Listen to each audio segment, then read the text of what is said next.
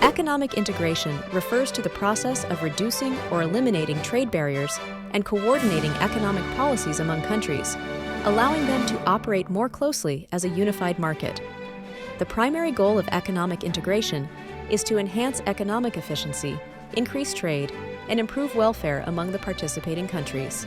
There are 5 degrees of economic integration: preferential trade arrangements, free trade areas, customs unions, common markets, and economic unions. Preferential trade arrangements provide lower barriers to trade, such as reduced tariffs or quotas, among participating nations compared to trade with non-member nations.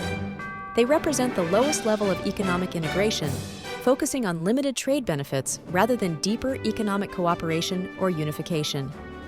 For example, the British Commonwealth Preference Scheme, established in 1932 between the United Kingdom and members of the British Empire, provided preferential trading terms among Commonwealth countries, fostering stronger economic ties within the empire. Next, free trade areas involve the removal of all barriers to trade, such as tariffs, quotas, and import duties, among member countries, allowing goods and services to flow freely between them.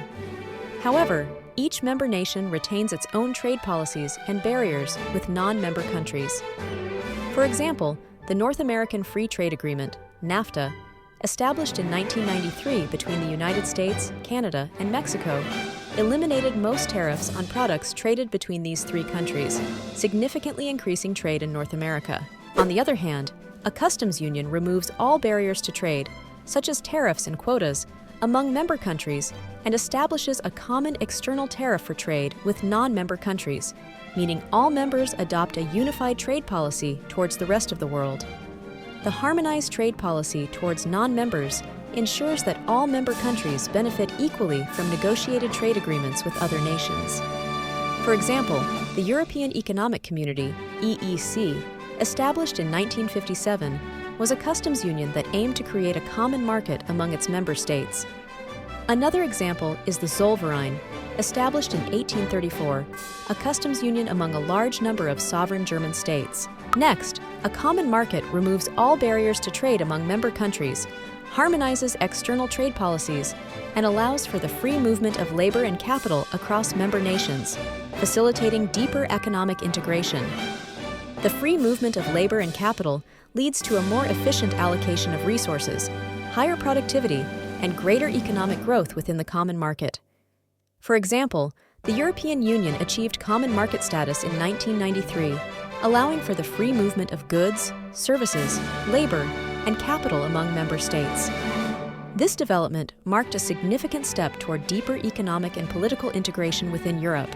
Finally, an economic union represents the most advanced form of economic integration, where member countries remove all barriers to trade, harmonize external trade policies, allow the free movement of labor and capital, and unify their monetary and fiscal policies. Economic unions often lead to significant economic integration, fostering political unity and stability among member countries. For example, Benelux, formed after World War II between Belgium, the Netherlands, and Luxembourg, served as a precursor to the European Union, integrating their economies by removing trade barriers and coordinating economic policies. In conclusion, economic integration reduces trade barriers and harmonizes policies, leading to the creation of unified markets among nations. From preferential trade arrangements to economic unions, each level of integration brings varying degrees of cooperation and economic benefits. As the world becomes increasingly interconnected, economic integration will continue to shape the global economic landscape.